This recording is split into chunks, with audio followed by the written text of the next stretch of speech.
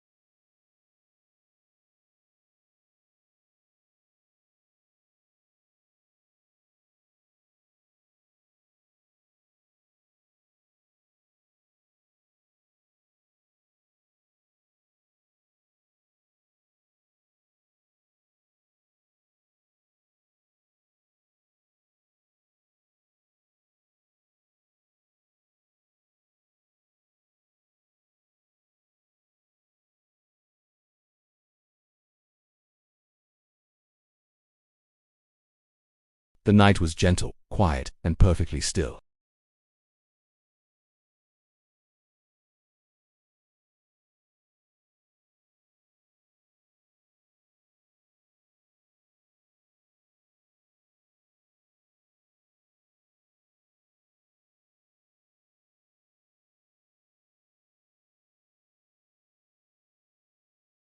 Icicles hung like crystal daggers from its underside, glimmering faintly whenever a lantern flickered across the ice.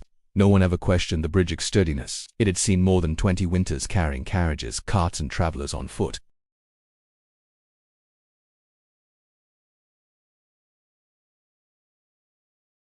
No townsfolk knew. No one suspected, not yet. That evening, the snow was so thick that footprints softened within minutes. Women wrapped bundles of bread and candied fruit to deliver to neighbors. Men stacked wood along their porches. Church bells wrapped in wreaths chimed at the top of the hill, calling late worshippers. Among them walked the Parker family, 2 parents and their 2 young sons, bundled in wool coats, scarves trailing in the wind.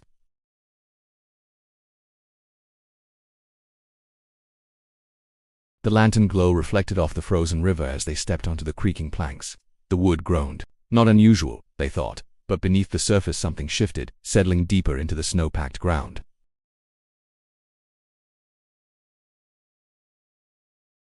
Just winter wood, lad. Bridges talk in the cold, and they continue to cross.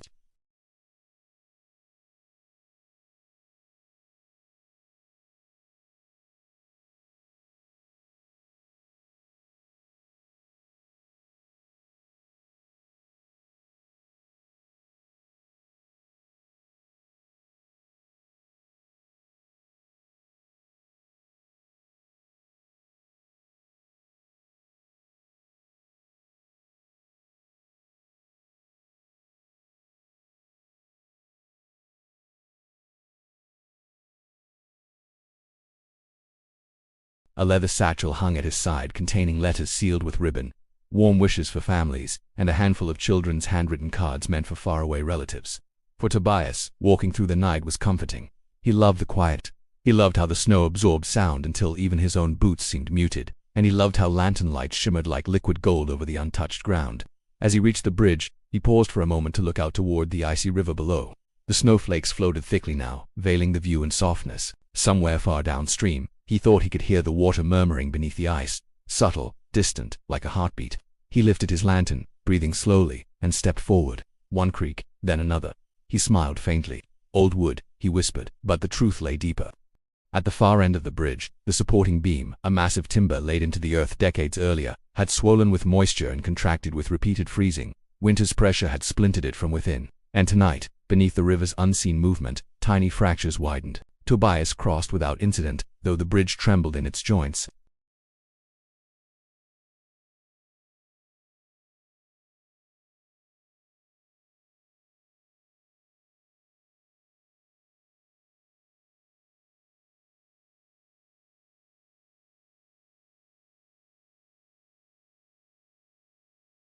The lanterns from houses nearby flickered softly like warm stars planted into snow.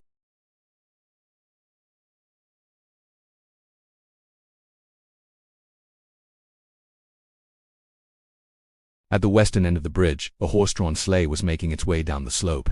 Its runners hissed softly against the packed snow, and the horses' hooves left neat impressions along the path.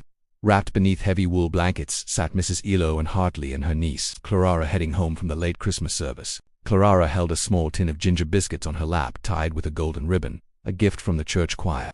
The horse moved at an easy pace, its breath rising in plumes of silver fog. Bells on its harness gave a soft chime, rhythmic and soothing, echoing faintly across the frozen water. As they reached the entrance of the bridge, Mrs. Hartley lifted her lantern high and whispered, "Easy now, Meadow, steady girl." The horse slowed hooves, tapping gently onto the timber planks.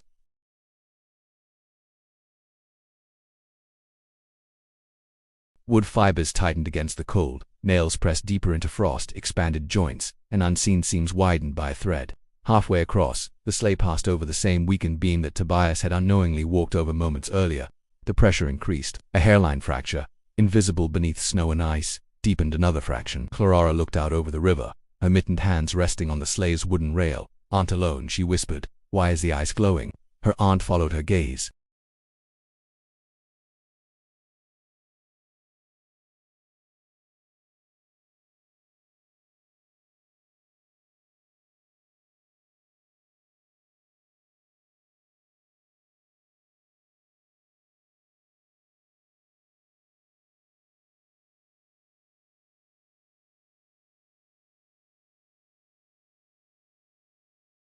Snow began to fall more heavily, thick flakes drifting down like pale petals, shaken loose from a winter blossom. The riverbank grew quiet again, untouched except for a light dusting of previous footprints. Hours drifted gently by. The town slept. Inside the Parker home, candles had been extinguished, and the family rested beneath heavy quilts. Not far off, the Finch house glowed faintly through its curtains, where Tobias sorted his mailbag one last time before retiring. The Hartley house, warmed by a glowing hearth, echoed with Clara's soft laughter as she shared her ginger biscuits.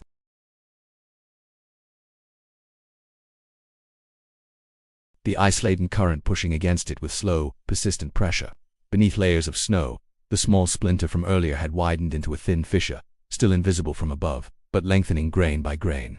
Closer to midnight, a new traveler approached. His name was Samuel Rock, a young carpenter returning from his workshop carrying a small wooden toy horse he had carved as a Christmas gift for his younger sister.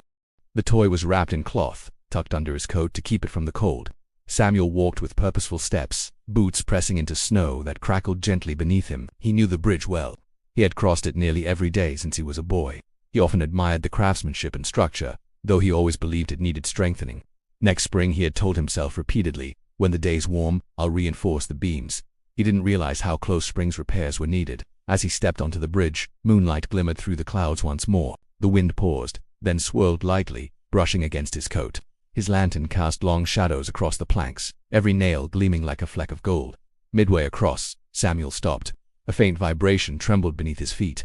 Not loud, not alarming, just noticeable, like a whispered warning.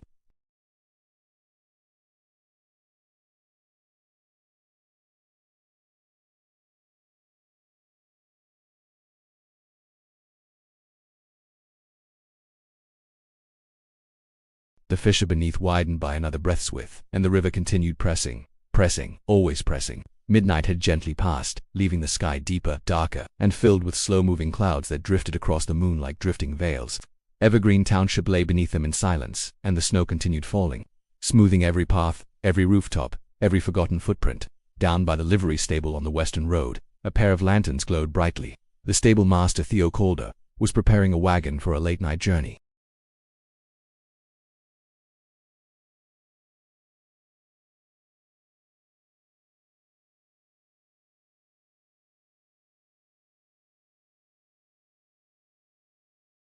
"Will it hold?" she asked quietly, gesturing toward the road that led to the bridge. "It always has," Theo replied, tightening the wagon straps. "We'll move slowly." The snow helped soften the wheels. He helped her into the wagon, took hold of the reins and nudged the horse forward. The carriage jolted gently into motion, wheels cutting through the powder. As they descended the path, Lydia held tightly to the side rail, eyes wide with anxious hope. The wind fluttered snow around them like feathers, blurring the world into gentle movement. When they reached the bridge's entrance, the horse hesitated, not from fear, not from exhaustion, but from instinct, that animal certainty that lives somewhere old and wordless. Theo stroked its neck reassuringly. "Go on," he whispered. "We're only crossing." The horse obeyed, though reluctantly. The wheels rolled forward onto the planks. Lydia's heart fluttered quickly. Halfway across, the wheels passed directly over the weakened support beneath. The bridge shifted, not visibly, just a subtle dip, as though it exhaled.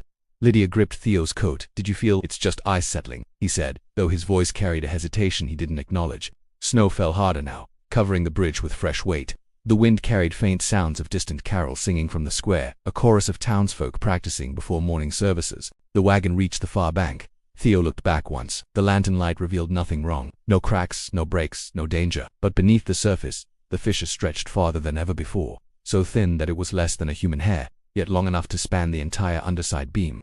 Nature was patient. It waited, and the night drifted on. The snowfall began to settle into a steady hush, softening the edges of the world. Evergreen Township felt as though it existed inside a snow globe, sealed, glowing, perfectly still. The lantern lights from distant porches blurred behind drifting flakes, their glow fading into a velvety whiteness. Across the river, the water continued to flow beneath its frozen shell. Its soft push against the wooden pillars echoed quietly, subtle groans as timbers shifted, compressed and strained beneath nature's weight. Nothing dramatic, nothing loud, just the slow unfolding of pressure, like threads loosening one fiber at a time. At the far eastern end of town, in a small boarding house, a young telegraph assistant named Miles Avery was finishing his shift. He carried a notebook filled with holiday dispatches, messages families wished to send to loved ones far away. Some were cheerful, others were wistful, all were scribbled in hurried winter handwriting. Miles stepped outside, wrapped in a wool coat that still smelled faintly of ink and wood polish. He started along the path toward the bridge, heading home after his late posting duties. Snow swirled around him, brushing the edges of his face. Along the path, he passed the small general store where wreaths still hung, frozen berries glistening like ruby glass. He paused just a moment to admire them, then continued on. As he walked downhill, the river sound reached him, a muted rhythmic pulse beneath frost. He reached the bridge and lifted his lantern. It flickered, casting a golden ellipse across the white ground. He stepped forward. The planks trembled faintly, not enough to cause alarm, but enough that Miles paused. He bent down, brushing away a layer of snow. He expected to see the familiar dark grain of the old timber beneath, but instead he found a smooth sheet of ice layered across the surface, sealing the wood in glossy frost. He stood and whispered to himself, "Nearly Christmas. Even the bridge feels asleep." Then he walked on. Each step sent a small vibration downward into the accumulated fracture beneath. The soundless strain continued, widening grain by grain. Halfway across, Miles stopped again, not from worry, but because he heard something faint in the distance, the ringing of a single bell, slow and solitary, marking the final hour of Christmas Eve. He smiled quietly, a peaceful sound, a comforting sound. He tightened his coat and proceeded onward, unaware that his weight, light though it was, pressed that hidden fault line a fraction deeper. The wind drifted past him, the snow thickened, and the bridge, old and weary, endured one more crossing. The moon slipped behind thickening clouds, dimming the landscape until only lantern light defined shape and distance. The river valley took on a muted glow, its surface shimmering beneath snow-dusted ice. Pines along the banks swayed faintly, their branches trembling in the rising wind. At the edge of town, a pair of dogs barked, then fell silent. The hour moved on, slow and heavy. The bridge waited silent beneath its snow-covered burden. Inside a small cottage near the church, a young midwife named Nora Castell had just finished tending to an elderly woman recovering from winter fever. Nora packed her medical satchel carefully, linens folded, herbal salves wrapped in cloth, small metal instruments polished and tucked into leather pouches. Word had reached her earlier of Lydia Blake's sister going into labor, and Nora knew she must arrive soon. She stepped outside and paused, letting the cold sting her cheeks awake. The sky above her hung low, swirling with pale snowfall. Her boots sank into fresh powder with a soft hush each step, and her breath lingered like fog behind her. Nora was known throughout Evergreen Township as steady, gentle, and impossibly calm during storms. Tonight, though, she felt an unfamiliar unease, not fear, but a quiet urgency that settled into her spine. As she reached the top of the slope overlooking the bridge, she saw only white stillness below.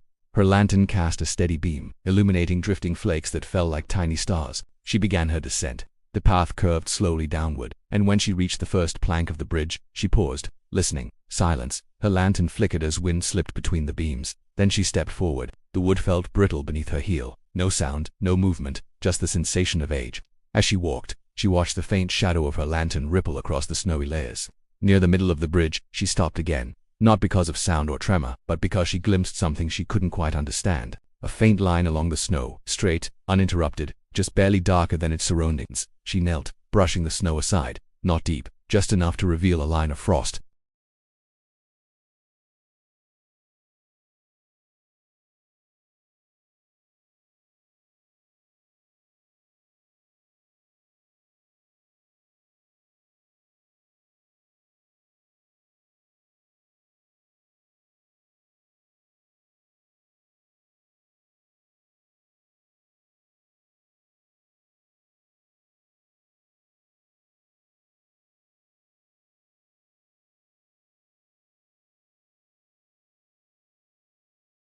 The toy was wrapped in cloth, tucked under his coat to keep it from the cold.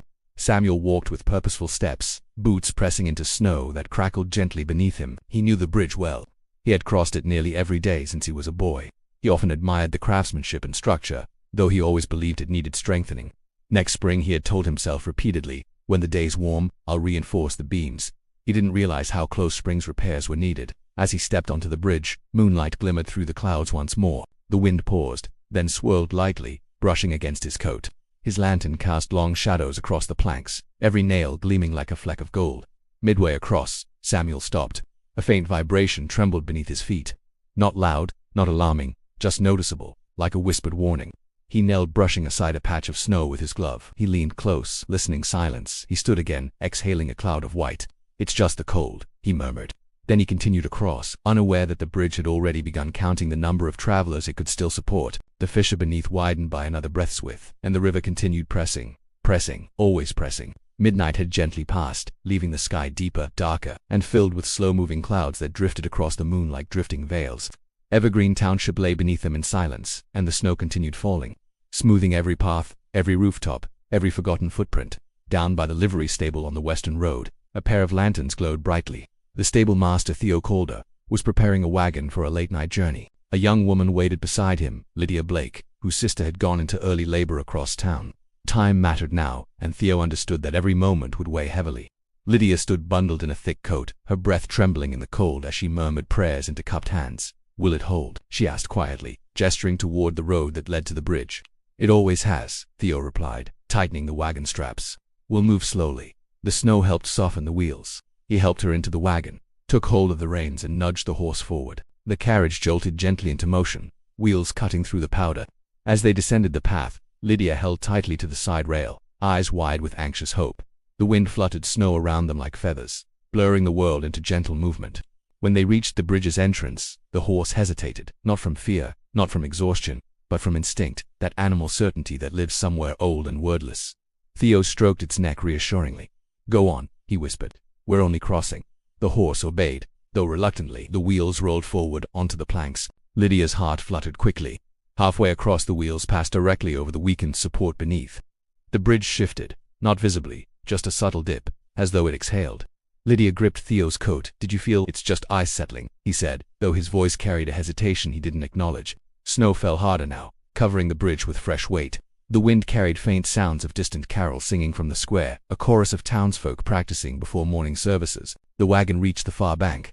Theo looked back once. The lantern light revealed nothing wrong. No cracks, no breaks, no danger. But beneath the surface, the fissure stretched farther than ever before, so thin that it was less than a human hair, yet long enough to span the entire underside beam. Nature was patient. It waited, and the night drifted on. The snowfall began to settle into a steady hush, softening the edges of the world. Evergreen Township felt as though it existed inside a snow globe, sealed, glowing, perfectly still. The lantern lights from distant porches blurred behind drifting flakes, their glow fading into a velvety whiteness. Across the river, the water continued to flow beneath its frozen shell. Its soft push against the wooden pillars echoed quietly, subtle groans as timbers shifted, compressed and strained beneath nature's weight. Nothing dramatic, nothing loud, just the slow unfolding of pressure, like threads loosening one fiber at a time. At the far eastern end of town, in a small boarding house, a young telegraph assistant named Miles Avery was finishing his shift. He carried a notebook filled with holiday dispatches, messages families wished to send to loved ones far away. Some were cheerful, others were wistful, all were scribbled in hurried winter handwriting. Miles stepped outside, wrapped in a wool coat that still smelled faintly of ink and wood polish.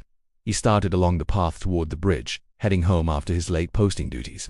Snow swirled around him, brushing the edges of his face. Along the path, He passed the small general store where wreaths still hung, frozen berries glistening like ruby glass. He paused just a moment to admire them, then continued on. As he walked downhill, the river sound reached him, a muted rhythmic pulse beneath frost. He reached the bridge and lifted his lantern. It flickered, casting a golden ellipse across the white ground. He stepped forward. The planks trembled faintly, not enough to cause alarm, but enough that Miles paused. He bent down, brushing away a layer of snow. He expected to see the familiar dark grain of the old timber beneath, but instead he found a smooth sheet of ice layered across the surface, sealing the wood in glossy frost. He stood and whispered to himself, "Nearly Christmas. Even the bridge feels asleep." Then he walked on. Each step sent a small vibration downward into the accumulated fracture beneath. The soundless strain continued, widening grain by grain. Halfway across, Miles stopped again, not from worry, but because he heard something faint in the distance, the ringing of a single bell. Slow and solitary, marking the final hour of Christmas Eve. He smiled quietly, a peaceful sound, a comforting sound. He tightened his coat and proceeded onward, unaware that his weight, light though it was, pressed that hidden fault line a fraction deeper. The wind drifted past him, the snow thickened, and the bridge, old and weary, endured one more crossing. The moon slipped behind thickening clouds, dimming the landscape until only lantern light defined shape and distance. The river valley took on a muted glow, its surface shimmering beneath snow-dusted ice. Pines along the banks swayed faintly, their branches trembling in the rising wind. At the edge of town, a pair of dogs barked, then fell silent. The hour moved on, slow and heavy. The bridge waited silent beneath its snow-covered burden. Inside a small cottage near the church, a young midwife named Nora Castell had just finished tending to an elderly woman recovering from winter fever. Nora packed her medical satchel carefully, linens folded, herbal salves wrapped in cloth, small metal instruments polished and tucked into leather pouches. Word had reached her earlier of Lydia Blake's sister going into labor, and Nora knew she must arrive soon. She stepped outside and paused, letting the cold sting her cheeks awake. The sky above her hung low, swirling with pale snowfall. Her boots sank into fresh powder with a soft hush each step, and her breath lingered like fog behind her. Nora was known throughout Evergreen Township as steady, gentle, and impossibly calm during storms. Tonight, though, she felt an unfamiliar unease. Not fear, but a quiet urgency that settled into her spine. As she reached the top of the slope overlooking the bridge, she saw only white stillness below. Her lantern cast a steady beam, illuminating drifting flakes that fell like tiny stars. She began her descent. The path curved slowly downward, and when she reached the first plank of the bridge, she paused, listening. Silence. Her lantern flickered as wind slipped between the beams. Then she stepped forward. The wood felt brittle beneath her heel. No sound, no movement, just the sensation of age. As she walked, she watched the faint shadow of her lantern ripple across the snowy layers. Near the middle of the bridge, she stopped again, not because of sound or tremor, but because she glimpsed something she couldn't quite understand. A faint line along the snow, straight, uninterrupted, just barely darker than its surroundings. She knelt, brushing the snow aside. Not deep, just enough to reveal a line of frost. It wasn't a crack yet, not visibly, not dangerously, just a line where heat had escaped from beneath the wood. She rubbed her mitten over it gently, covering it again with snow, unaware she had touched the fault. Then she stood and continued across, her lantern swaying softly at her side. Her path disappeared behind her. The river murmured beneath the ice, and the bridge endured. Another hour passed, a final breath deeper into strain. The snowfall thickened, drifting sideways now as wind began sweeping through the valley. Frost collected in delicate star-shaped crystals on the wooden handrail, and the river ice beneath shifted softly, echoing like distant thunder wrapped in cotton. The night had grown colder, so cold that windows across town fogged from inside warmth, creating soft halos around every Christmas candle burning behind them. At the far end of the bridge, a group of carolers had just left the church hall, bundled together beneath heavy shawls. Their voices drifted faintly through the night, the last verses of a hymn carried on the wind. Sleep in heavenly peace. Then their song faded into the hush. Near the riverbank, an elderly clockmaker named Elias Rowan trudged slowly toward the bridge. His gloved hands held a wooden box containing several newly repaired timepieces, gifts that families would retrieve by morning. His mustache glittered with frost, and his breath came in steady white plumes. Though age had slowed him, his walk remained deliberate and proud. The bridge had been part of his daily path for decades, and he treated each crossing like a ritual. When he reached the entrance, Elias leaned against the railing for a moment to rest. He listened, not for danger, not even with concern, but out of habit. The wind sang through the timbers beneath him, a hollow wooden whisper. He stepped forward, his weight shifted onto the first span. No movement, no trembling. Then onto the second, still steady. Lantern light glowed against the planks, casting long shadows into the snow. Halfway across, one of the timepieces inside the box chimed. A single bell note, soft, perfect, like winter glass. Elias smiled gently. Right on the hour, he whispered. The moment hung peacefully in the air. What he could not see was the underside beam stretching, hairline widened by 5 additional footsteps since Nora's crossing. Ice moisture in the wood forced its grain apart as silent tension deepened. As Elias stepped onto the final portion of the bridge, the support bowed ever so slightly, a fraction of an inch. He paused without knowing why. The night air felt colder. The wind stilled. Then, as always, the bridge held. He reached the far end, turned toward the town square, and disappeared into a glow of golden lantern lights.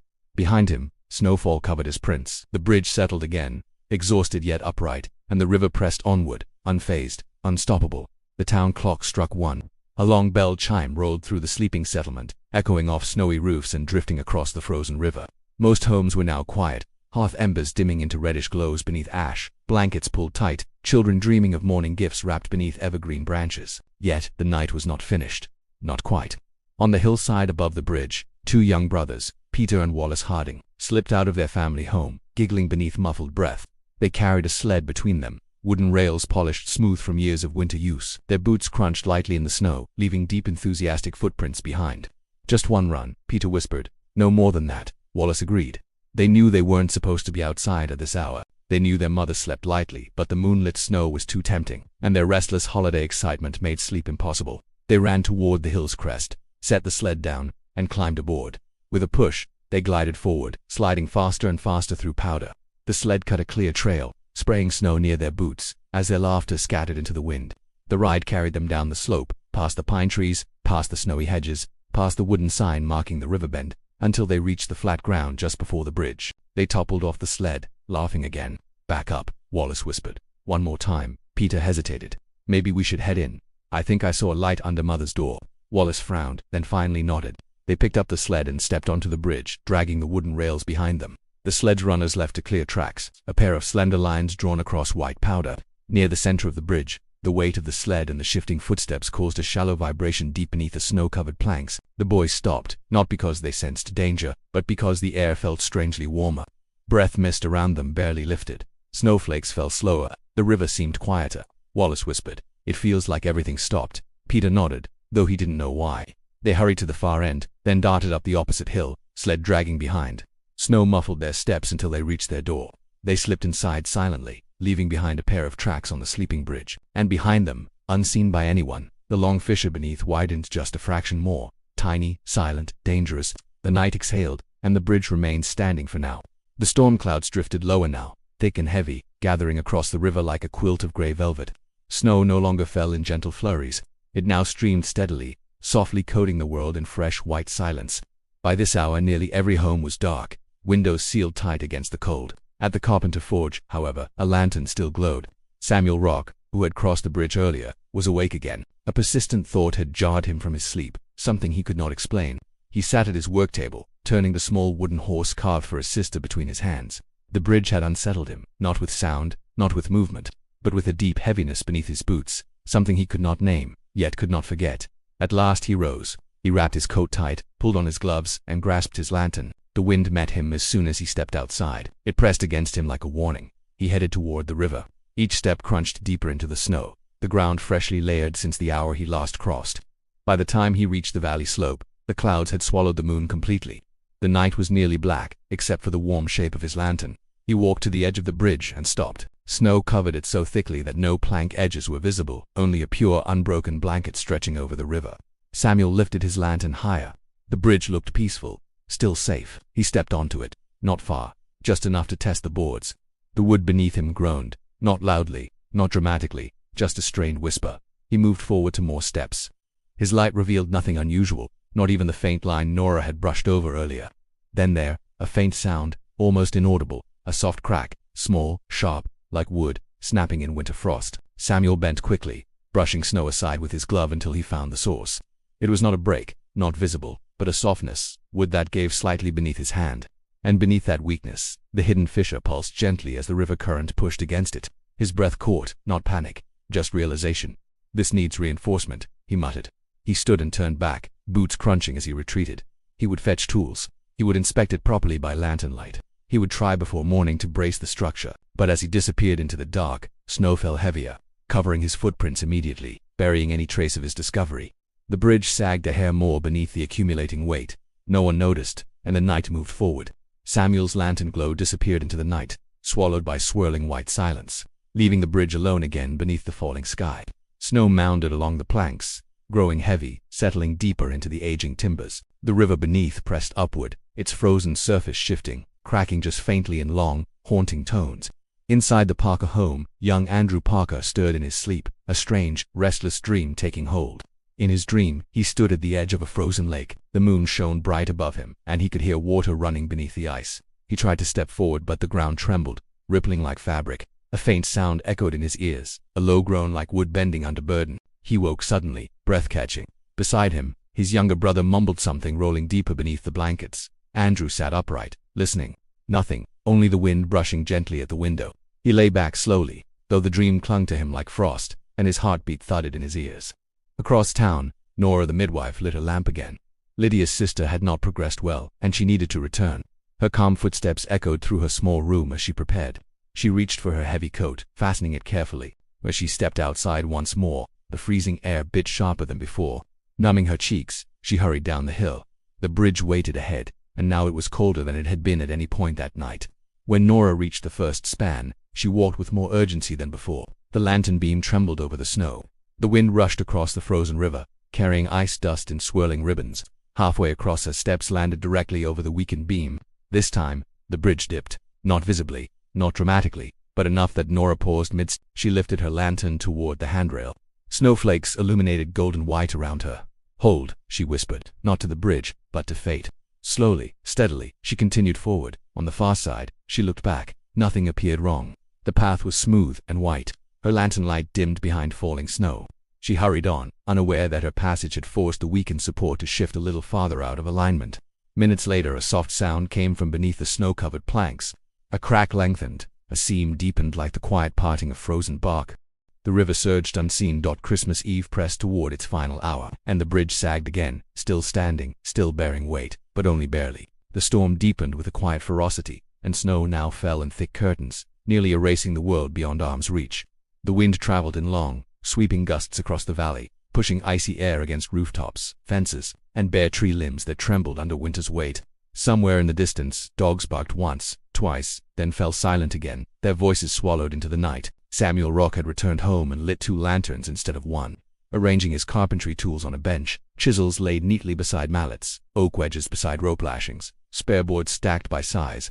He worked with hurried concentration, yet his movements remained steady, each breath forming pale mist as he moved wooden planks beneath his arm.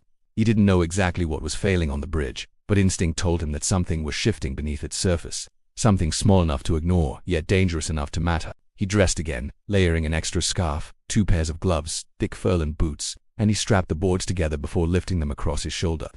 His lantern flame flickered in the draft before strengthening. Outside, the cold hit sharper than before, sharp enough that even the hairs along his wrists stiffened beneath frost. Began his walk toward the river. Across town, Lydia Blake waited anxiously beside her sister's bedside. The woman's breathing had grown uneven, and the candlelight flickered across her pale face. Nora, the midwife, knelt beside her, reassuring her with quiet strength. "You're progressing," Nora whispered slowly but steadily. "Just breathe."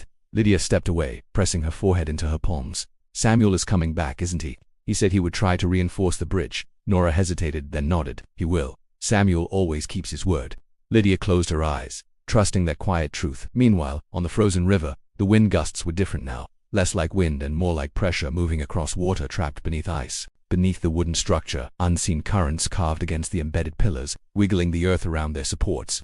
The fissure that had begun earlier was now long enough that if uncovered, it would stretch like a pale scar beneath the planks. Snow filled it, disguising its shape. Icicles tilted downward as though pointing directly at the fracture line. At that same moment, on the west end of town, 2 teenage cousins, Thomas and Jonah Willis, left their uncle's cabin carrying a sack of leftover holiday rolls. Warm steam had risen from them earlier.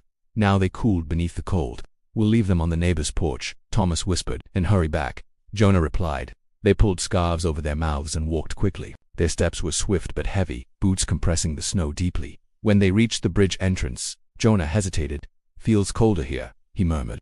"Colder everywhere," Thomas replied. They stepped onto the bridge, their weight pressed into the snow-packed planks. A soft vibration trembled beneath, though neither boy felt it clearly. The bridge sagged a fraction beneath them, not visibly, not dramatically, but enough that the entire structure shifted a grain deeper into fatigue. Halfway across, Jonah slowed. "You hear that?" he asked. Thomas paused. Nothing, no wind, no creak, only stillness. "Just the storm," Thomas said. They continued forward, arriving at the far end, leaving 2 deep footprints behind. Prints soon softened by falling snow, then erased. Their weight had mattered. Hidden beneath the planks, the beam flexed, its fibers parted just enough for the fracture to widen once more. A sliver of ice dropped into the river below with a faint, indecipherable click. The structure had bent again, and now snow pressed deeper, wind settled heavier, and Christmas Eve rolled closer toward dawn. On the slope above, Samuel's lantern finally reappeared, glowing through the storm like an ember carried through frozen air. He was returning to fix the bridge, but the bridge, old and silent, was nearly out of strength. Samuel descended toward the river, his lantern swaying in the wind, casting gold streaks across swirling snow. Each step he took felt slower now, not from hesitation, but because the storm demanded effort. Snow reached above his boots. The wind tugged at his coat, his tools tied together on his back clinketed faintly. As he neared the bridge, he paused. He could barely see it. It no longer resembled a familiar crossing, only a long pale shape buried beneath white snowfall. No handrail edges, no exposed wood grain, no visible seams, just a smooth curve of snow stretching over the river like a sleeping hill rather than a passageway. Samuel tightened his grip on the lantern. "Yes, something's wrong," he whispered. He stepped forward. The planks beneath his feet shifted softly at first, then more noticeably as he approached the center. He knelt, brushing snow aside, searching for the softened spot he had found earlier. His fingers froze quickly, even through gloves. Snow melted beneath the lantern heat, revealing the faint indent again. The wood bowed slightly inward as though pushed from beneath. He tapped it lightly. A hollow sound responded. Wood strained beneath cold frost. The river pushed against it, and then, just for a moment, Samuel heard the unmistakable creak of something settling out of alignment. He stood quickly.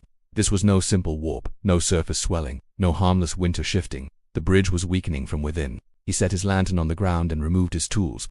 The wind nearly extinguished the flame, so he cupped the light with his hand, kneeling to begin reinforcement work. He wedged a plank beneath the central beam section just enough to press upward, creating before snow blew across the wooden grain, gathering in white drifts. He hammered new support braces into place, each strike muted beneath the storm, but every strike traveled downward into the structure, echoing beneath the planks. The sound traveled through the hollow cavity beneath the bridge like knocking on brittle bones far away. Lydia listened through her window. She couldn't hear the hammering directly, only a steady, rhythmic thud carried faintly through the stillness. She leaned toward the glass. "He's working," she whispered. Meanwhile, inside her sister's room, Nora soothed her through tightening contractions. "Breathe slowly," she murmured. "Everything is going exactly as it needs to." Across town at the Parker home, Andrew stirred again. He sat upright, listening. That same faint sound like wood being struck carried through the valley air. He slid from his bed, peeked through the window, and saw Samuel's lantern glowing dimly on the bridge. "What is he doing out there?" his father whispered back from the doorway. "He must be repairing something, son. Go back to sleep." But Andrew stayed awake, feeling something he could not name. Back on the bridge, Samuel continued hammering. The plank tightened into place. The bridge lifted slightly, barely measurable, yet enough to hold weight temporarily. He reinforced a second board, then tied the new braces to the railing posts, binding old wood with new fibers, like stitching, into winter's fabric. When he finished, he stood and tested the center. The wood held, not firmly, not confidently, but it held. Snow swirled around him, lantern glow blurring in frosted air, and beneath it all, beneath his repairs, the fracture remained, stretched longer than before, deeper than before, waiting beneath frozen silence. Samuel gathered his tools slowly, whispering to the night, "This will hold until daylight." "It has to." He turned back toward town. His lantern retreated into swirling whiteness.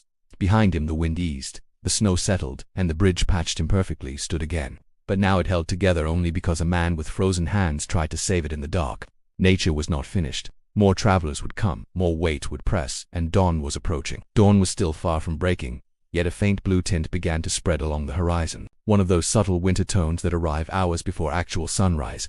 The snowfall eased momentarily, drifting in softer spirals, though the wind remained cold enough to nip through layers of wool. The town slept unaware. The bridge stood, braced by Samuel's hurried handiwork, and for a moment it looked stronger than before. Reinforced lines beneath the snow, newly hammered boards beneath the surface, rope lashings tightening the frame like winter stitches. But Samuel's repairs were temporary, and the cold wood beneath continued to swell and strain. Across town, the Christmas choir gathered again inside the chapel. An unexpected request had been delivered earlier, another rehearsal for a morning service. Lanterns glowed through the stained glass windows, sending soft amber patterns into the snow outside. Among them was Mr. Rowan, the clockmaker who had crossed earlier. He held a pocket watch in hand, timing the choir's rhythm. The warmth of the chapel soothed his old bones, yet something tugged gently at his awareness. He thought of the bridge, of the groan beneath his step, of how unusually brittle it had felt. He did not speak it aloud, but it sat in his chest like a quiet truth. Meanwhile, in the Hartley house, young Clara awoke with a strange urge to look outside. She tiptoed past the sleeping form of her aunt, peered through the frosted window, and saw a single light on the far slope, a lantern, faint and swaying. "Someone's on the bridge," she whispered. Her voice fogged the window and she pressed a hand against the cold glass. It was Samuel finishing his walk back into town. Clara watched until his lantern disappeared. Then she crawled back beneath her quilt, but the bridge was not alone for long. Soon after Samuel left, the creak of wagon runners sounded along the west road. A farmer named Harold Merton was traveling toward the neighboring village, bringing a crate of freshly churned butter wrapped in linen, hoping to sell it before Christmas morning. His horse snorted steam into the wind, hooves crunched the path. The wagon approached the bridge slowly, heavy with winter weight. Harold lifted a lantern on a pole, guiding his way. The bridge glowed beneath thin light. He stepped onto it gently. The horse hesitated, nostrils flaring. "Easy," Harold murmured. The wagon creaked forward. The first wheels crossed without issue, then the second, then the center. The weight pressed directly atop the reinforced plank Samuel had placed. The new brace held for now. A low sound rolled beneath the wood. Not a crack, not a snap, a groan like wood bending under promise. Harold paused, lantern raised. Nothing visible, only snow, only wind, only silence.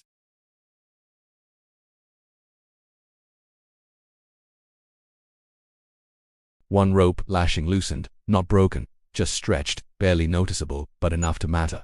The bridge held steady again for one more traveler.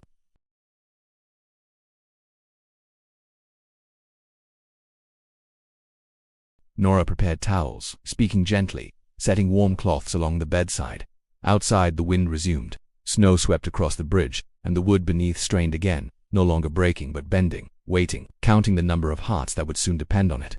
The night crept further toward morning, though dawn still hid behind distant hills. Snow continued falling, though now it came in lighter ribbons, spirals drifting lazily through shifting wind currents.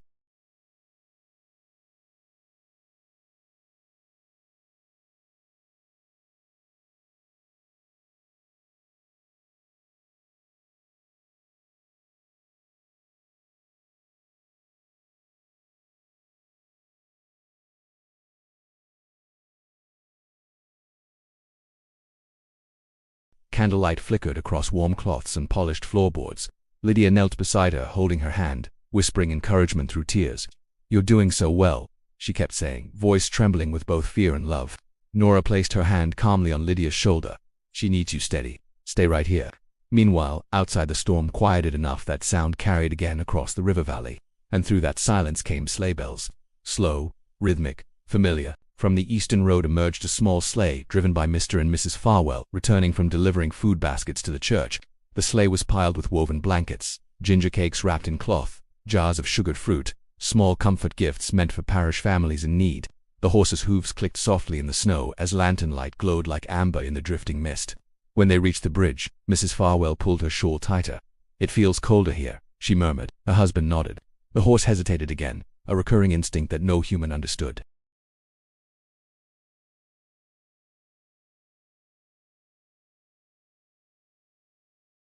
For a moment the crossing seemed effortless, but halfway across, just above the weakened seam, the ice beneath the bridge cracked, not loudly, not visibly, not enough to notice, but the sound pulsed through the wood like a quiver. "Just ice," her husband replied, though he tightened his grip on the race.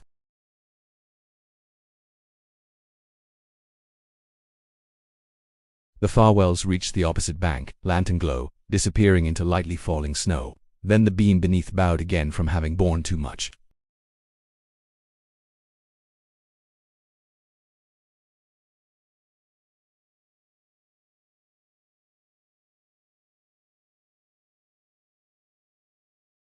Across town, Andrew Parker rose from sleep for the last time that night. He could no longer ignore his unease. He slipped quietly from his room, padded down the hall, and stepped outside barefoot, standing beneath the freezing sky. He saw nothing, only snow, only quiet, only the faint glow of lanterns reflecting through windows. But somewhere inside he felt something nearing, something invisible, something heavy, a moment that would not wait much longer. The river continued pressing, the wood continued bending. The night continued narrowing toward collapse, and soon someone would cross at the wrong moment, and everything would change. Snow settled into its final layer, smoothing every footprint, every track of wagon wheels, every trace that anyone had crossed the bridge that night. Wind quieted as though nature had paused to hold its breath. The world seemed painted in muted blue-gray, the kind of darkness that only deep winter can produce. In the Blake home, labor intensified. The air inside felt warmer than before, heavy with candle wax, and the scent of brewed herbs boiling gently near the hearth.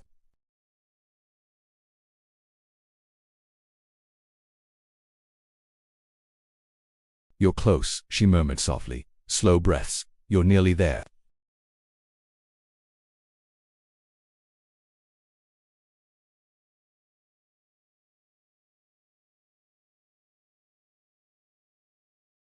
"I brought more blankets." Lydia blinked, surprised, but nodded gratefully and stepped aside. Mr. Rowan entered, set the folded blankets near the hearth, and whispered encouragement to the laboring woman before stepping back outside, and now he had to cross again.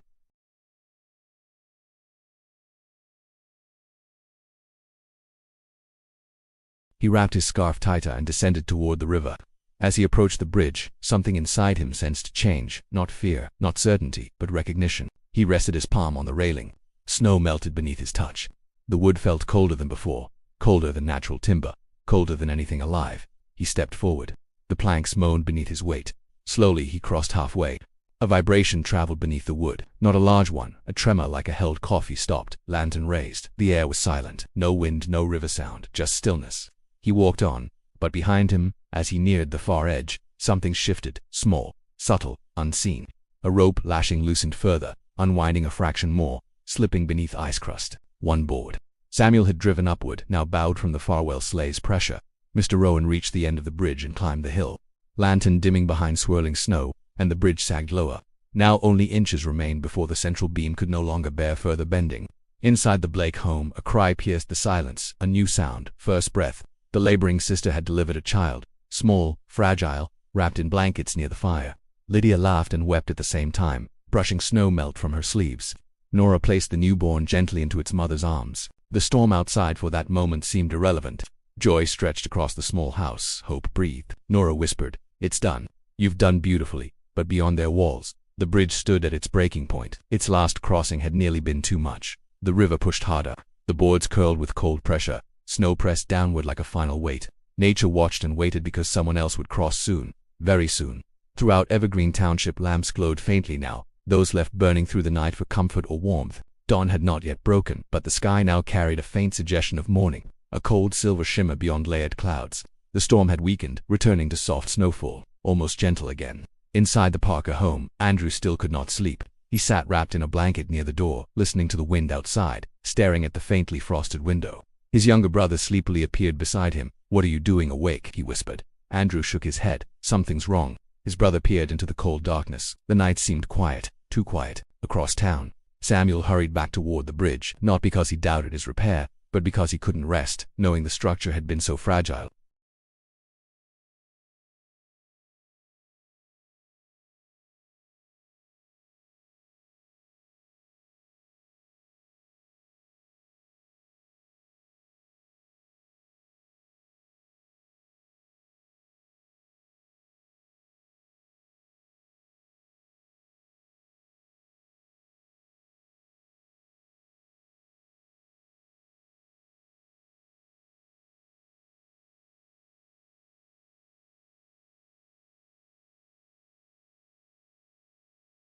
The driver, Henry Collins, tried to settle the animal. "Steady," he whispered, "nearly home." Behind them, the second farmhand slept chin-tucked near his chest. The wagon reached the valley slope. The bridge waited. Henry guided the horse forward. Its hooves tapped the surface. Snow rolled beneath the wheels. The bridge sagged very slightly under the first axle. No crack, no break, just strain. Samuel was still far up the hill when he saw the wagon lanterns appear, two glowing lights descending toward the crossing. "No," he whispered aloud. "Not now." He quickened his pace. The wagon reached the center, and then the full weight settled. The newly braced plank bowed. The rope binding slipped further. The original fracture beneath widened, not slowly, but sharply, like fabric unraveling under tension. Then a cracking sound echoed beneath the wheels. Henry paused. Reins pulled tight. "Hold." The horse froze. The wagon tilted a fraction inward. Another crack, longer, deeper. The sleeping farmhand jolted awake. What was before Henry could answer? The entire center span dipped. 2 in, then 3. Snow shifted like falling flour. Boards strained, fibers pulling apart, nails lifting from frozen grain. Samuel shouted from the hillside, "Stop, get off the bridge." Henry leapt down, boots landing in deep snow, stumbling toward the horse to unhitch the harness. But the wagon was too heavy, the bridge too tired. The river had pressed too long. The central beam, weakened since early evening, now stretched to its final limit. With one long hollow shudder, it gave not fully, not yet, but enough to make the structure tremble like a bowstring drawn too tight. Samuel ran faster. The horse reared, pulling backward. The wagon shifted. Snow cascaded over the edge. Henry grabbed the harness strap, shouting for the farmhand to jump. Wood fibers snapped beneath them, silent at first, then louder, and the bridge, no longer able to bear such weight, reached the final moment before collapse. It was only a matter of seconds now.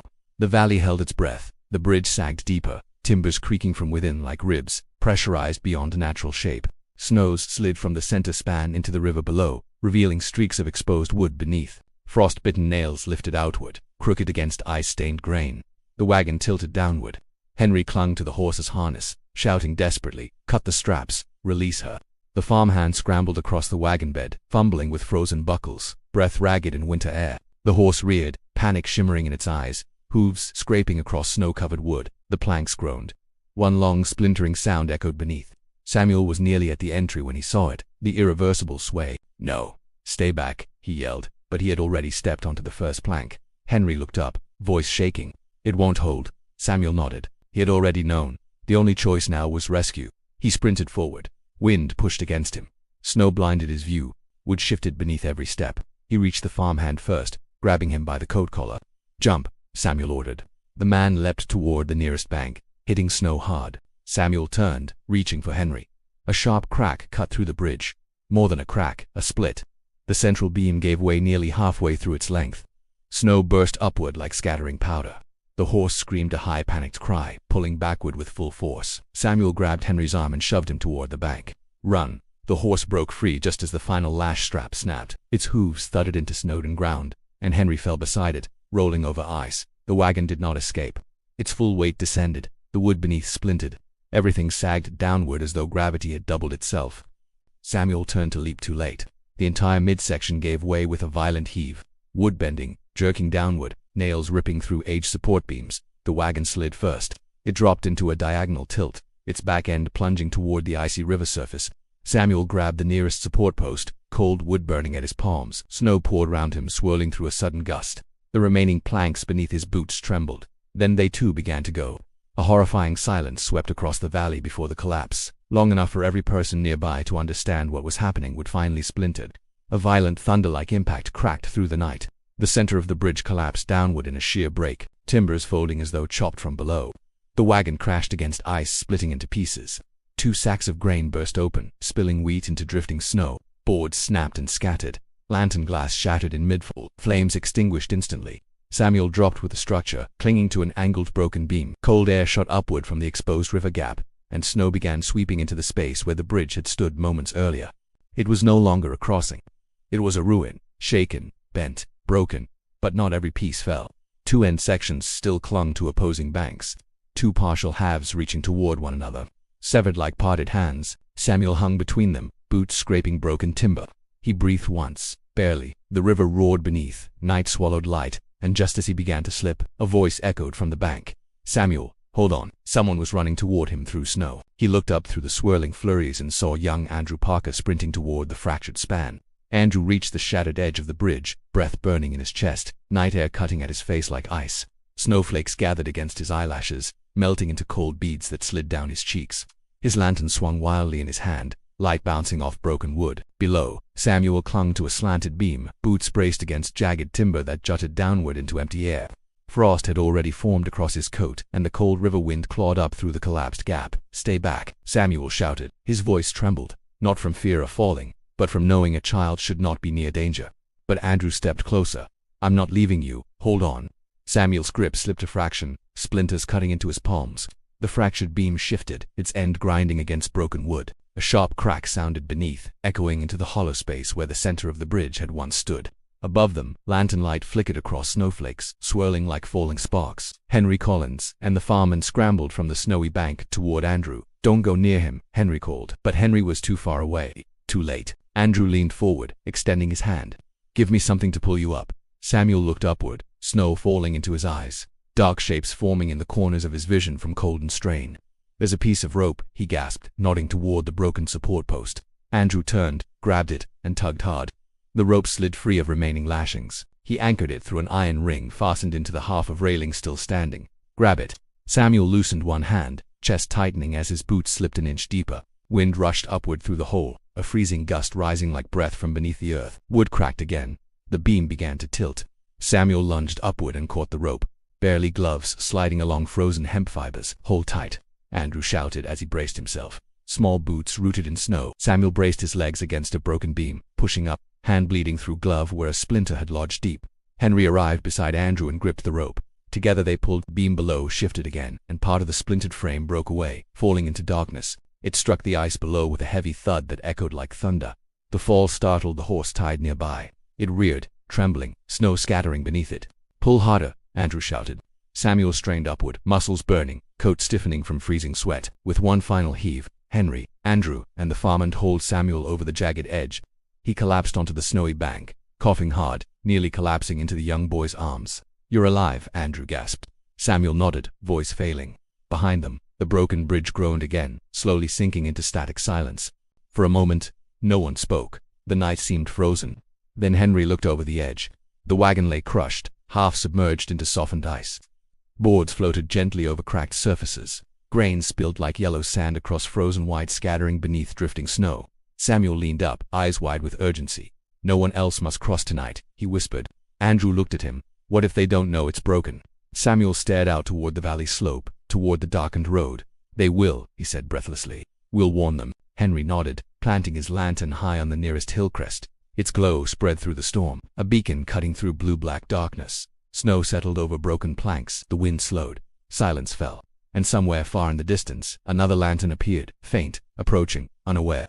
The distant lantern flickered through snow like a migrating star, small, wandering, drawing slowly closer. Its light bobbed with each step, weaving down the path toward the ruined crossing. Samuel sat upright on the snowbank, heartbeat still racing, breath fogging into sharp white air. Who is that? Andrew whispered. Henry shielded his eyes against blowing flakes. Someone on foot. Someone alone. Snow muffled sounds so profoundly that the approaching figure felt ghost-like, emerging slowly from the valley's white haze. Then Samuel recognized the gate. Nora, he breathed. The midwife carrying her leather satchel, carrying news, carrying relief. She descended the hill with calm steadiness, unaware of what lay ahead. Her lantern glow revealed her face sooner than her full silhouette. Her coat fluttered in wind, long scarf trailing behind. Henry stepped forward, waving his arms. Stop there. Don't come closer. She halted instantly. Her lantern paused midway. Is someone hurt? She called out. No, Samuel answered, throat raw. The bridge, most of it's gone. Snow swallowed silence between them. Nora drew closer, careful, lantern held high. Her eyes widened at the collapsed gap. Broken boards, exposed river ice, shattered wagon remains frozen below like artifacts trapped in glass. What happened? She whispered.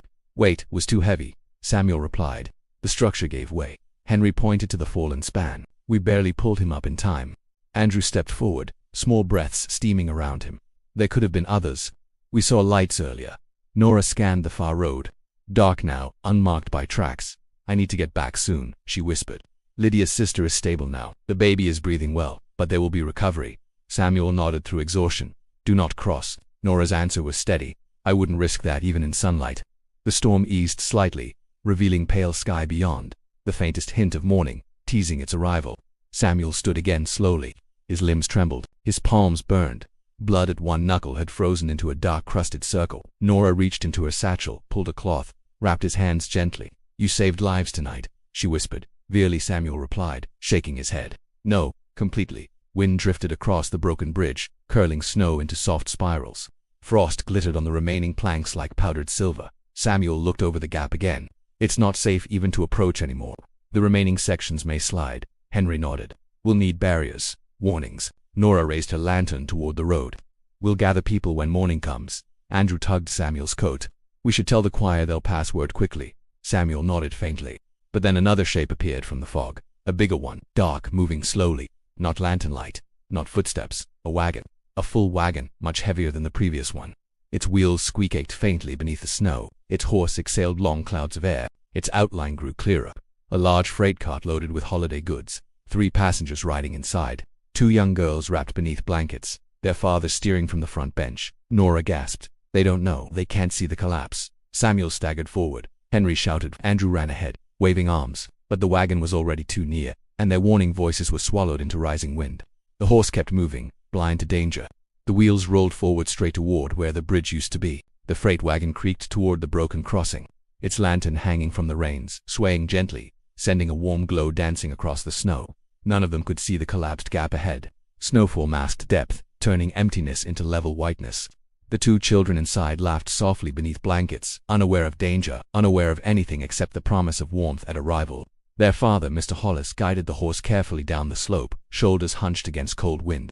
"Steady, Pip," he murmured. Nearly home, Samuel ran forward through knee-deep snow. "Stop." His voice cracked in the storm. Henry waved his arms. Andrew waved too, but the wind swallowed their signals. The horse continued. Nora cuped her hands around her mouth and tried again. "Do not go forward." The wagon slowed only a little. Mr. Hollis looked up, lantern glow reflecting along the rims of his glasses. "What is it?" he called back. Snow thickened suddenly, cutting sight down to a mere few yards. The wagon continued rolling. A few more steps, a few more inches. Samuel sprinted again, nearly slipping. Nora shouted louder.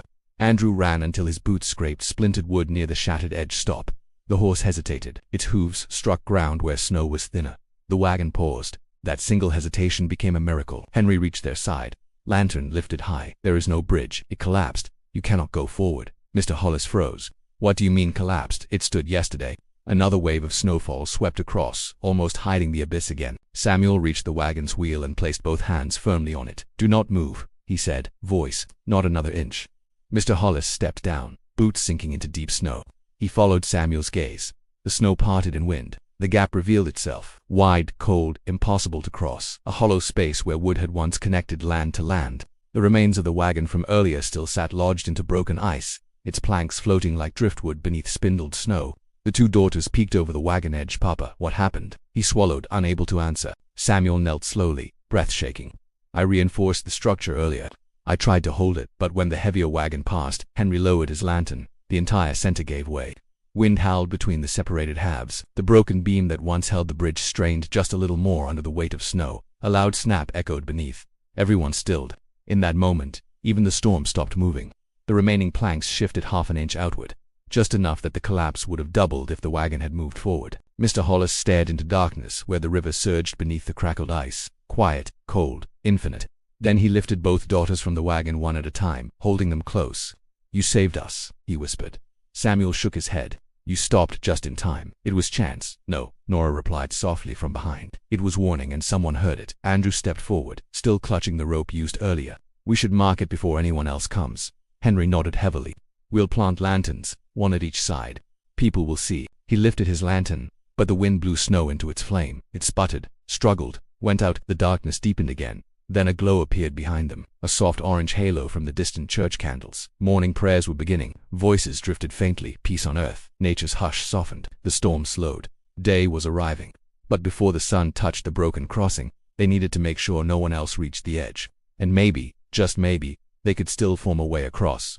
Samuel stood slowly. "We need to build a temporary path, a support line, something sturdy enough for foot crossing." Nora nodded. "For the town, for messages, for help." Henry stepped forward. "For the mother and child, people will visit today." Snow thickened again, bridge fragments shuddered, and Samuel whispered, "Let's begin." Snow continued, drifting in steady sheets, but the storm softened into quiet patterns, allowing distant lanterns to glow more visibly through the haze. Samuel gathered his breath, steadied his hands, though they still shook beneath cloth bandages Nora applied earlier, and surveyed the broken span. He walked carefully along the fractured edge, never stepping too near. The remnants of the bridge formed two separate halves, each leaning forward slightly, as though still reaching for the other, but resigned to distance. The beam beneath had shattered, splintered like cracked bone. Henry secured the frightened horse to a pine tree away from the edge, whispering calming tones while brushing frost from its mane. Mr. Hollis stood near his daughters, warming them beneath blankets.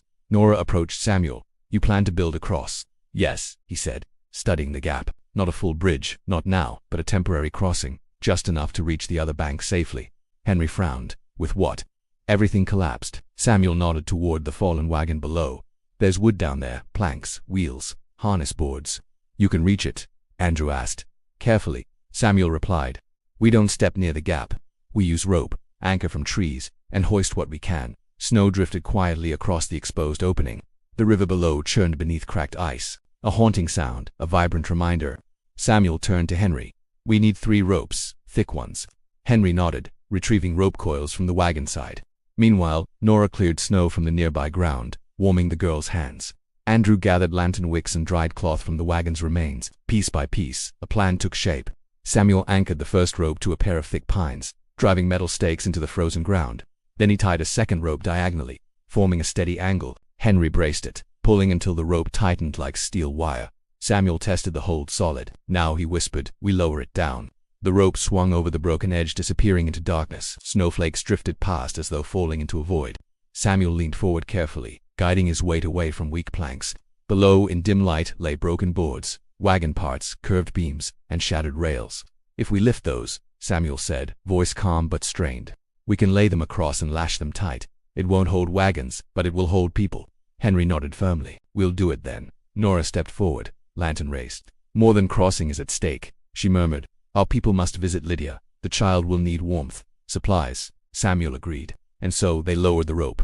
It brushed the broken wagon frame below. Samuel braced his feet, hands gripping tightly. He began pulling wood upward, piece by piece, cold fibers scraping against rope. The first plank rose, heavy, wet, frosted but intact. Andrew rushed forward to gather it.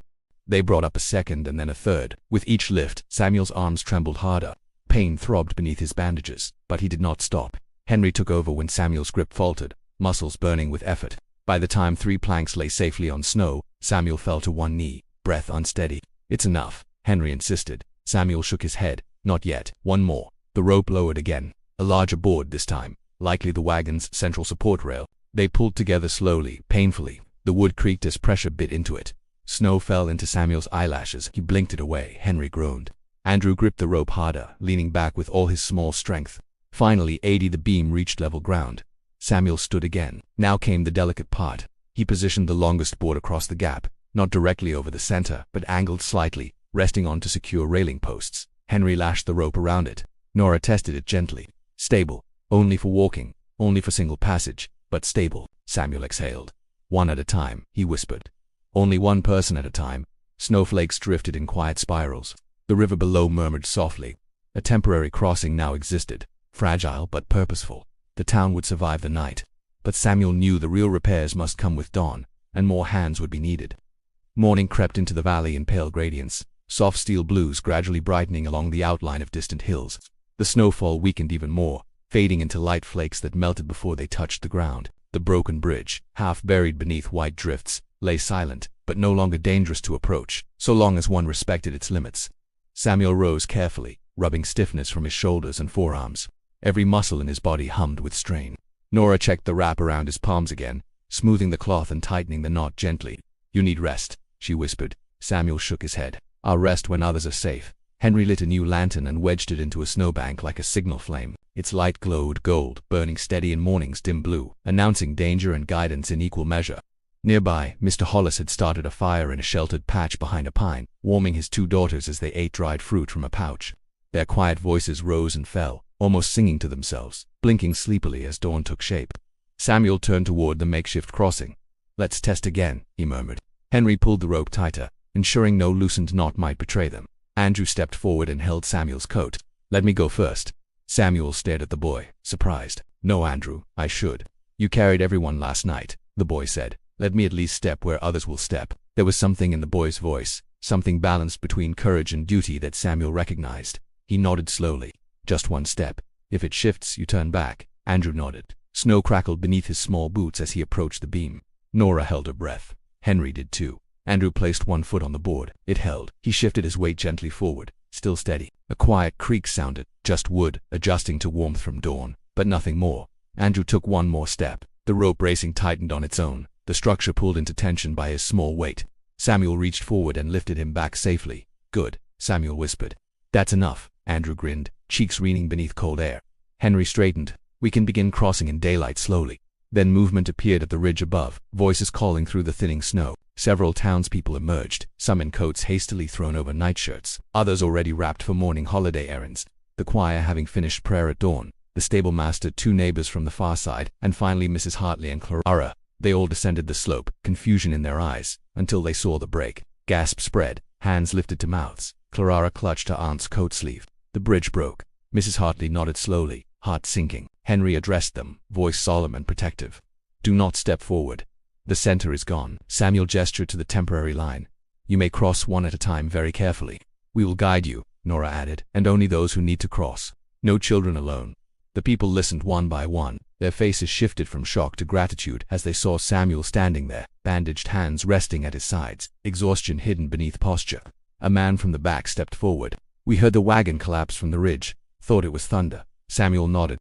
It wasn't thunder. More townsfolk stepped closer to see the broken remains below. The shattered wagon, the scattered grain, boards floating in shallow ice pools. Mrs. Hartley whispered, and someone survived this. Samuel nodded. Henry pointed to Samuel. Because of him, Samuel shook his head firmly. Because of all of us. Andrew ran, Henry pulled. Nora kept her steady. No one saved anyone alone. The townsfolk fell silent. For a moment, nothing but the soft whisper of wind filled the air. Then Clara stepped closer, trembling slightly. She looked down at the gap, then into Samuel's eyes. You didn't let anyone fall. Samuel swallowed. I tried not to. Clara wrapped her arms around him, a simple, innocent embrace that startled even him. Nora smiled softly. I'll cross first, she announced. She placed her boots on the narrow plank, tested weight, and walked slowly, one steady step at a time, until she reached the far side. Applause rose. Not loud, not triumphant, just gentle, relieved, like a prayer whispered into winter. Day had begun, people were safe, but the repairs would be long, and the memory of that night would last longer. By mid-morning, weak sunlight filtered through drifting clouds, lighting the valley in pale gold. Frost shimmered everywhere. The roof lines, the fence rails, and the snow-packed road leading down to the ruined bridge. The storm was nearly gone now, leaving a quiet stillness, as though the world itself wanted to rest. Across the broken span, Nora stood waiting for those who needed medical care or reassurance. Her figure barely moved, framed by pine branches weighted with ice, her scarf trailing behind her in the wind. Samuel began guiding townsfolk across the temporary crossing, one person at a time, always steady, always measured, hands on the rope. He instructed softly, one step, then another. Don't rush. The first man crossed, heart pounding beneath his coat, then Mrs. Hartley, clutching a small parcel beneath her shawl. Then two neighbors carrying jars of broth, meant for Lydia's recovering sister. Each reached the other side safely. As they crossed, the air warmed slightly, a hint of sunlight glinting off snow like powdered glass. The makeshift plank creaked now and then, not dangerously, just naturally responding to shifting weight. But Samuel still watched every movement, ready to leap forward if even a whisper of instability appeared. When his turn came, Mr. Rowan, the clockmaker, paused at the edge. His hands trembled, not from fear, but from memory. I crossed this bridge nearly every day for 20 years, he said quietly. Samuel nodded. And you will again, but not today. Mr. Rowan exhaled, touched the rope for balance, and walked across slowly. When he stepped onto the opposite side, the morning breeze stirred his coat hem, and he bowed his head in silent gratitude. Andrew remained beside Samuel, helping hold the rope in tension. You think we can rebuild it? He asked. Samuel looked at the gap, at broken beams draped in snow, at fragments scattered along the ice below. Yes, he answered, but not quickly. This time stronger wood, reinforced joints. It must hold through many winters. Andrew nodded, a spark of pride in his eyes. When noon approached, the last few townspeople gathered on Samuel's side, prepared for crossing. Among them was a young woman named Eliza Merrin, a milk vendor who usually traveled before dawn to deliver bottles to homes. She held a small crate wrapped in cloth, its glass rattling lightly as she stepped forward. I can wait, she said softly. Samuel shook his head. You should cross. Others may need what you carry. She blushed faintly, then nodded. Her steps were slow, steady. The board flexed gently beneath her boots, but held. Once across, Henry coiled discarded ropes, securing them to nearby trees, so that people on both sides would know the crossing's rules. Andrew retrieved broken nails from the snow and placed them aside. Small gestures that seemed simple, but carried meaning. Then something unexpected. From across the valley road came sleigh bells, faint but approaching. Everyone turned. A second wagon, much lighter than the freight wagon, descended from the ridge.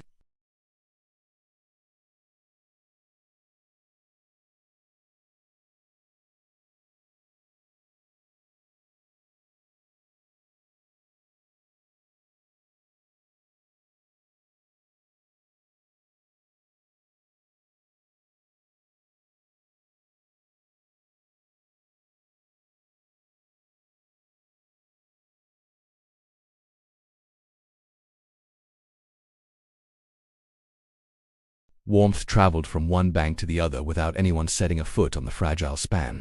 The sun crested the hills faintly, its light striking the river ice, revealing hairline cracks that rippled like frozen lightning beneath the surface. Everyone paused. The river below was not as stable as it looked, Samuel whispered. We were seconds from having more than would break. Silence settled again. Everyone understood. Not only the bridge was failing, even the river ice had thinned under shifting weight. Morning spread further. A few families wandered home. Nora returned with news. The baby is sleeping. Mother is resting. Heat is restored at the Blake house. A collective sigh moved through the group. Samuel finally sat down, leaning against a pine trunk. His body trembled, not from cold, but from everything stored inside him through the night. He finally closed his eyes and let the quiet settle round him. Lanterns glowed like miniature suns. Warm bread scents drifted across the air. Blankets fluttered from fresh breezes, and the broken bridge remained behind. No longer threat, now reminder. Everyone safe, everyone accounted for. The worst had passed, but the day was not done. News would need spreading. Wood must be gathered. Plans must be drawn, and Samuel would not rest long. Afternoon light settled gently over Evergreen Township, thin, pale, and winter cold, but steady enough to reveal details hidden during the storm. The broken bridge was no longer simply damaged. Now its fractured edges were clearly visible. Some splintered boards stood upright like jagged teeth. Others lay halfway suspended over the gap, frozen beneath rime frost. Down on the cracked river ice, pieces of the fallen wagon floated like drifting shingles, frozen into place. Samuel rose from resting and stretched his stiff limbs. The ache in his muscles was familiar, earned through labor, but deeper than usual. He inhaled, feeling cold air move sharply through his lungs, then exhaled steam into the late morning sky. Henry approached with warm broth cubed in his hands, steam curling upward. "You should drink this," he said. Samuel accepted it gratefully. The warmth soothed him, thawing tension from his neck and shoulders. Nearby, Andrew sat cross-legged beneath a pine tree, tying strips of cloth around small sticks, placing them upright in the snow as temporary warning markers. "People will see these," he explained without being asked. Samuel watched him quietly, a swell of admiration growing in his chest. "That's smart," he said. "Keep placing them along the slope, too." Andrew nodded with quiet pride. Across the gap, on the far side, villagers gathered with baskets of food and wool bundles. Nora was preparing to cross back again, carrying new supplies for the Blake household. Her movements were calm, purposeful, shoulders squared with quiet certainty. Samuel turned back to the crossing. "We should improve the footspan," he said. "Make it safer, more than one board." Henry tilted his head. "We can pull another beam up from below." Samuel nodded, wiping his palms clean against cloth, then carefully leaned over the edge. The wind rushed upward as he lowered the rope again. Together they hoisted another plank from the remnant of the broken wagon, a longer beam this time, wide enough for more stable footing. It resisted at first, scraped against snow-loaded debris, then finally rose into view. They set it beside the first, lashed both with rope, anchored their ends into upright posts. Now the crossing looked more like the beginning of a walkway. Still narrow, still needing caution, but safer than before. Villagers formed a small line behind Nora. She crossed first, feet steady, stride sure, delivering supplies across. Then an older man followed, moving slowly but confidently. He carried a bundle of blankets for Lydia's sister, and they cheered gently when he reached the opposite bank. "Thank you," he called back. Slow steps, Samuel reminded. The day settled into rhythm. Crossing, passing back, delivering returning voices. Gently murmured. Goods traveled from one side to the other, and the broken bridge transformed not into a barrier but into a point of unity. Mrs. Hartley approached Samuel around midday, cheeks flushed. "We heard you nearly fell." Samuel nodded slightly. "I did. And you saved 2 men. He hesitated. "No, they helped themselves. We pulled together." She smiled softly, resting a hand on his arm. "You pulled harder." Samuel said nothing. Instead, he looked toward the temporary span. Seconds later, the Blake house door opened on the opposite hill. Lydia emerged, holding her baby, wrapped in wool, tiny head tucked beneath her chin. Her sister appeared in the doorway behind, pale but smiling. The townspeople quieted. Snow drifted peacefully around them. That infant, small, red-cheeked, blinking, represented what had survived despite the night's danger. And Lydia whispered across the distance, "Thank you, all of you." Her voice carried like a ribbon through winter air. Samuel lowered his head, unable to speak. Henry wiped his eyes discreetly. Nora stood behind them, hands folded calmly. Though the bridge had collapsed, though the wagon had broken, though fear had nearly swallowed the valley, something new now held them upright. Not timber, not beams, not ropes, but people acting in unison when failure loomed. Samuel turned back toward the half-structure. "We will rebuild it," he said quietly. No applause followed, no dramatic cheer, just a hush of understanding. There was work to do, but they would do it together. The day settled into its quietest afternoon hours, when winter light softened into silvery haze, and the cold air seemed gentler. Chimney smoke rose taller now, drifting into pale blue sky. Pine branches glittered with thin ice, and the wind moved in smooth, almost ghost-like currents across the river valley. Samuel stood by the crossing, reinforcing small knots in the rope lashings. His fingers trembled, partly from cold, partly from exhaustion, but he worked with patience, tightening each knot until the rope bit securely into wood. The temporary bridge, though modest, now rested against 2 anchored beams, forming a safe passage over the broken span.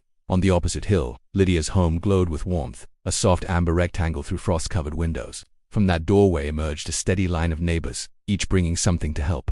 Jars of broth, warm quilts, apples wrapped in cloth, small candlesticks, anything they could spare. One by one they crossed the narrow planks, guided by Samuel's quiet voice. Hand on rope, slow breath, step, then shift. By now no one rushed. People moved with reverence, as though crossing a sacred threshold. Nora waited at the far bank, accepting items, stacking blankets neatly, delivering them indoors. Her calm presence steadied everyone. Even those usually anxious stepped with surprising grace. Meanwhile, Henry and Andrew walked the ridge above, posting fresh warning sticks where paths forked, adding strips of red fabric torn from an old scarf so travelers from other villages would not mistakenly approach. They pushed sticks deep into the snow, fastening them upright like winter flags. At midday's fade, Harold, the man whose wagon broke through, limped back down toward the crossing. His horse had been relocated to the stable, wrapped in thick quilts. He appeared humbled, grief softened by what nearly happened. "You saved us," he murmured. Samuel shook his head. "No." The horse hesitated first. "Instinct saved you before I reached you." Harold lowered his gaze. "Even so, if we'd gone further," he could not finish the thought. Samuel rested a hand on his shoulder. "You didn't." Harold nodded slowly and returned to his family. Across the gap, moonad branches creaked overhead, though the sky remained bright with pale winter light. The river below had settled into near silence, moving beneath layers of iced-over fragments. But while nature calmed, the townspeople's work continued. Mr. Rowan stood at the damaged slope, pencil and ledger in hand. He sketched, measured distances, estimated materials, recorded needs. At one point he approached Samuel. "Once the snow clears, we'll need 3 beams cut from mountain pine, steel fasteners, and longer posts." Samuel nodded, though his voice rasped. "I'll begin cutting tomorrow. I know the ridge where timber is strongest." Mr. Rowan folded his ledger closed. "I'll bring nails, strong ones." Clara stepped toward Samuel then, handing him a small tin box with a ribbon around it. "You didn't get your Christmas biscuit," she whispered. I remembered. Samuel opened the tin. Inside were 2 ginger biscuits, slightly cracked from the cold, still smelling of cinnamon. He blinked slowly, then smiled. "Thank you," Clara curtsied dramatically, then ran back toward her aunt. Snowflakes drifted again, small, soft, almost weightless. The baby inside Lydia's home began crying faintly across the valley. Its cry reached all of them, carried by winter wind like a reminder of new beginnings. Samuel inhaled deeply. He had worked through nightfall, through collapse, through rescue. Now morning's grace offered rest. The crossing no longer frightened him, not because it couldn't fail, but because he knew the people behind it would stand together if it ever did. He lowered himself onto a snow-softened log. Henry returned with final markers. Nora stepped back across with an empty satchel. Clara waved from the doorway. Andrew sat beside Samuel and leaned against his coat. And the broken bridge remained behind them. Not danger now, but symbol, a reminder of what could break and what could endure.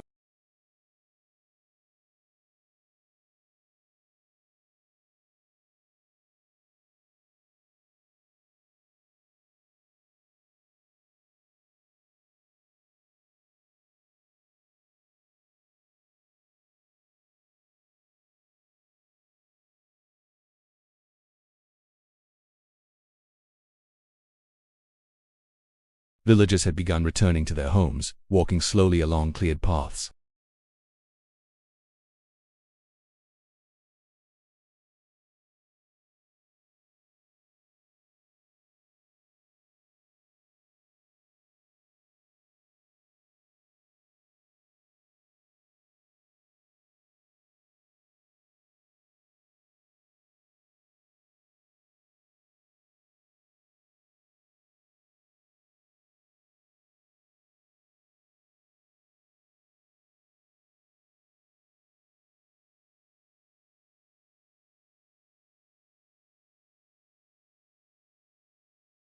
"A meal," he said simply. "Bread and roasted apples. Eat before night returns."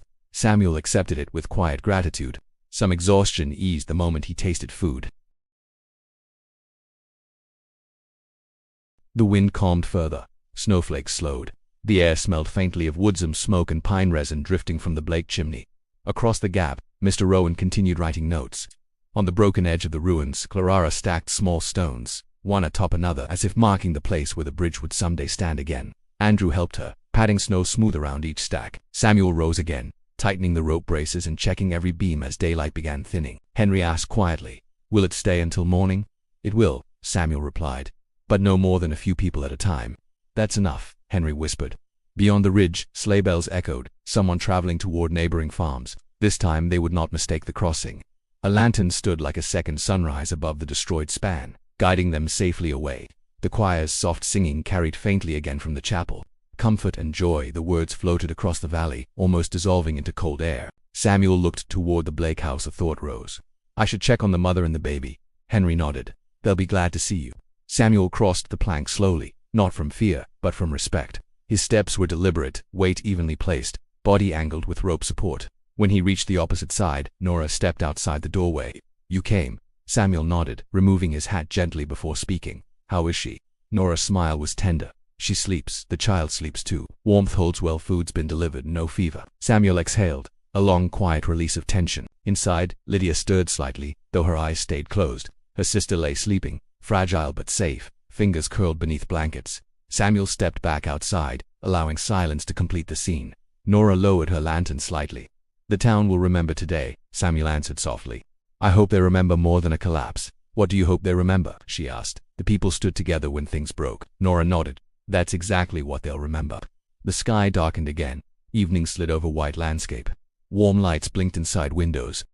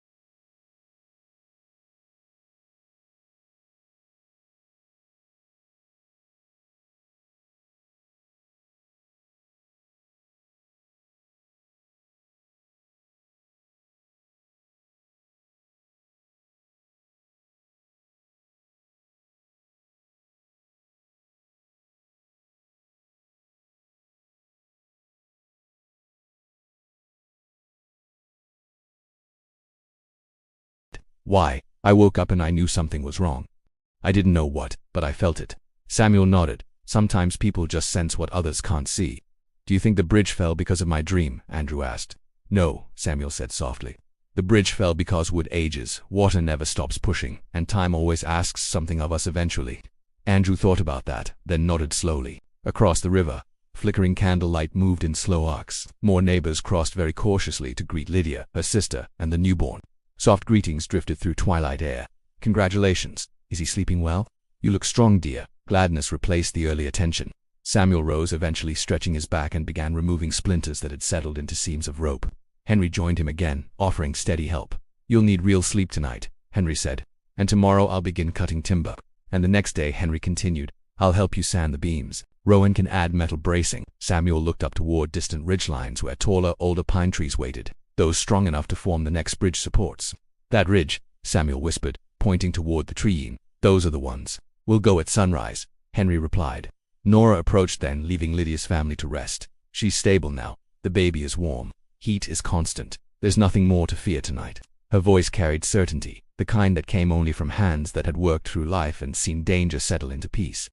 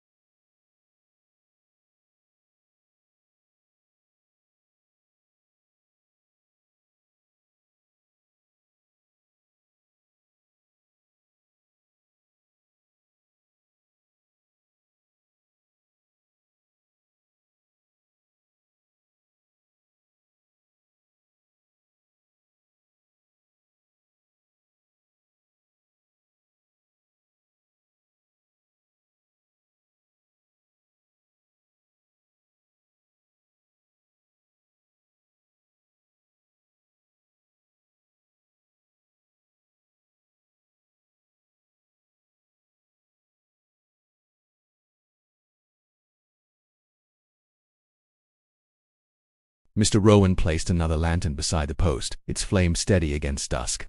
"This should warn anyone traveling late," he murmured. Samuel nodded. "We'll build more by morning." Across the valley, the Blake house door opened. Lydia stepped onto the porch, a wool wrap around her shoulders, baby tucked against her chest like a secret warmth. The baby stirred faintly, soft sounds, barely even cries. Nora stood beside her, arms folded, watching Samuel from a distance. Soon a few townsfolk approached, offering small hymns beneath their breath. "Let nothing you dismay." Their voices seemed to float, not spoken, but laid gently upon the air. Samuel listened, and Hannah Hartley's voice emerged clear among them, singing softer, slower, stretching sound the way winter stretches time. Tidings of comfort and joy. Samuel closed his eyes briefly. It truly was comfort and joy. Not dramatic joy, not celebrations or fireworks, but quiet joy. The kind that arrives after danger has passed, after fear has loosened its hold. Andrew sat down near the makeshift crossing, legs dangling over a snow pile.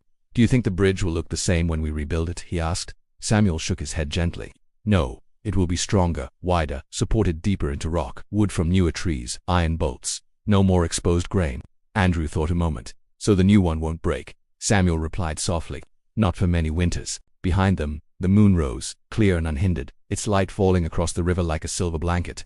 Henry stood, hands resting on a shovel. Rowan closed his ledger book.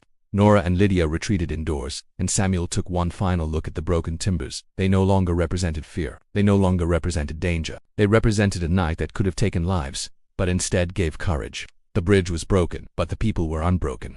As the moonlight deepened into shimmering blue-white reflection, Samuel whispered to Andrew, "Tomorrow we build," and the boy nodded, believing it completely.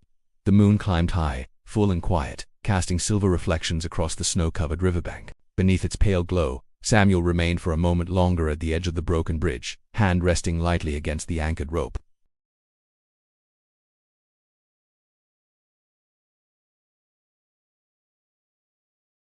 "It's strange," he whispered, "how something can fall apart, but things still feel better afterward."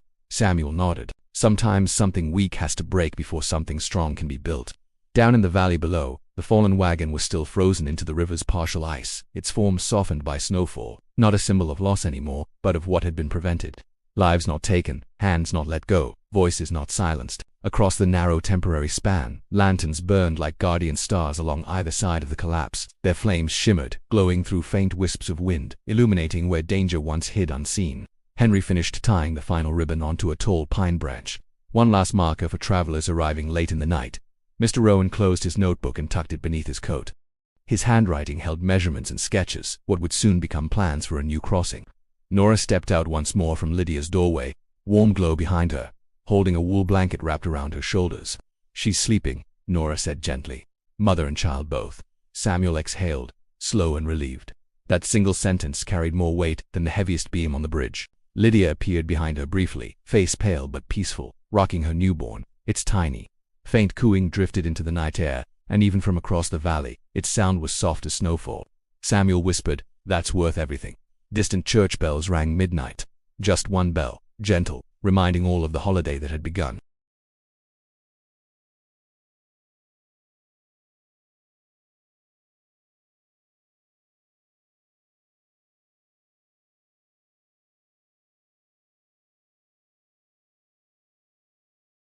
Tiny flakes glimmering beneath the moon.